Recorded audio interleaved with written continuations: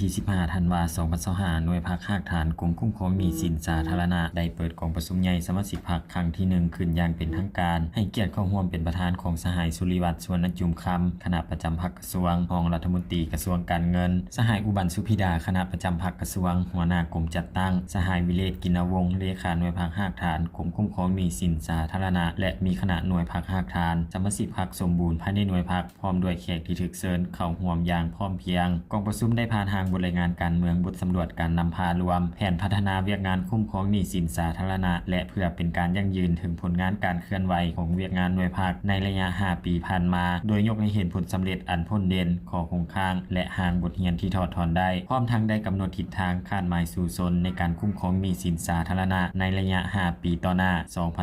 2026-2030 พร้อมกันนั้นกองประชุมยังได้ลงลึกค้นคว้าประกอบคำเห็นใส่ห่างบทรายงานการเมืองห่างบทสำรวจการนำพารวมของหน่วยภาคและแผนพัฒนาเวียกงานคุ้มครองหนี้สินสาธารณะเพื่อให้มีเนื้อในครบถ้วนสมบูรณ์และสอดคล้องกับการจัดตั้งปฏิบัติเวียกงานตัวจริงและยั่งยืนถึงผลงานที่ญาติมาได้ในระยะผ่านมาจากนั้นกองประชุมได้มีการปลดบัตรคัดเลือกเอาคณะหน่วยพรรคสุดใหม่ซึ่งมีผู้สมัครเลือกตั้งทั้งหมด5สหายหญิง1สหายจากนั้นบรรดาสมาชิกพรรคสมบูรณ์ก็คือผู้แทนสมบูรณ์ที่เข้าร่วมกองประชุมได้ใช้สิทธิประชาธิปไตยของตนปลดบัตรคัดเลือกเอาคณะหน่วยพรรคภาคฐานสุดใหม่จำนวน3สหายและผลกองประชุมครั้งปฐมฤกษ์ได้ประชามติเป็นเอกภาพเลือกเอาสหายวิเลศกินวงศ์เป็นเลขาหน่วยพรรคสหายนางมณีวรพลอามาตย์เป็นรองเลขาหน่วยพรรคประธานกวดการหน่วยพรรคสหายพรสวัสดิ์แก้วพันธุวงศ์กรรมการหน่วยพรรคโอกาสนี้สหายสุริวัฒน์ สุวรรณจุมคำคณะประจำพรรครองรัฐมนตรีกระทรวงการเงินได้แสดงความสมเสยต่อการนำพาสีน้ำของคณะหน่วยพรรคสุดเก่า